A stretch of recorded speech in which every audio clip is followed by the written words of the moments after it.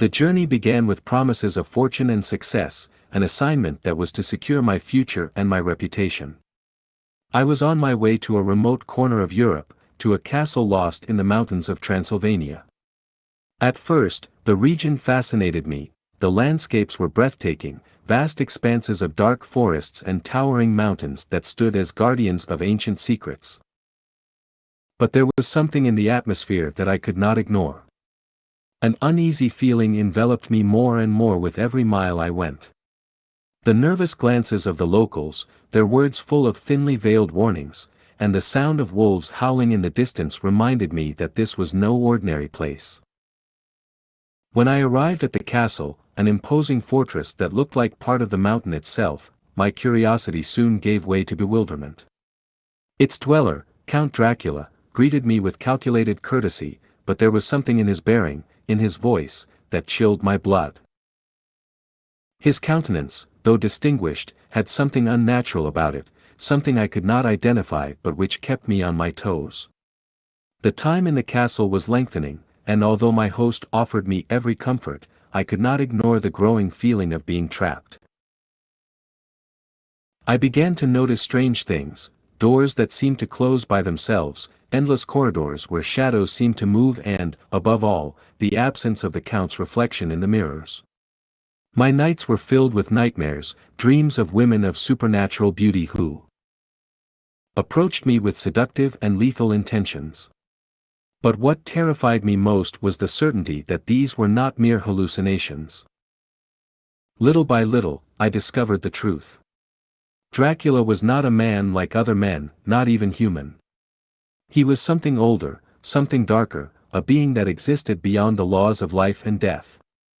My stay in his castle was not casual, it was a power play in which I was but a piece. Escape was a feat that bordered on the impossible, and when I finally left those walls behind, I swore to myself that I would never mention the name of that place again. However, the horror did not end there. Dracula had set his sights on a new target, England. It was as if the vastness of his ambition knew no bounds. With methods that defied comprehension, he moved into my homeland, bringing death and mayhem with him. It was then that the real confrontation began. This was not just a fight against an immortal being, but a battle for the souls of those I loved most.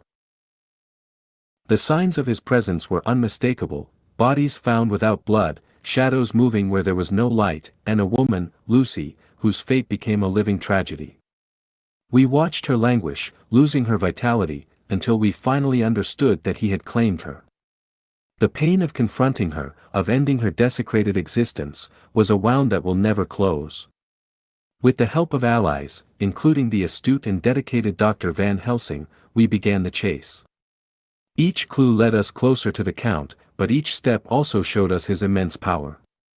His connection to the forces of the night, his ability to turn into mist, wolf or bat, and his mastery over the weakest minds made the confrontation seem hopeless. The journey culminated where it had begun, in the mountains of Transylvania. There, in a final confrontation that seemed to last an eternity, we were forced to face not only him, but our own fears and weaknesses. It was an act of bravery, of faith and sacrifice, that finally sealed his fate. When the dust settled, and the figure of the Count vanished forever, an eerie peace fell over us. We had triumphed, but the price had been high. What we had seen and done left marks that will never fade. Now, as I write these words, I know I can never forget. No matter how many days pass, how many dawns find me safe. Count Dracula's shadow, his piercing gaze and icy laughter, will always be with me. Because some horrors do not disappear, they simply remain, hidden in the dark corners of memory, waiting to be remembered.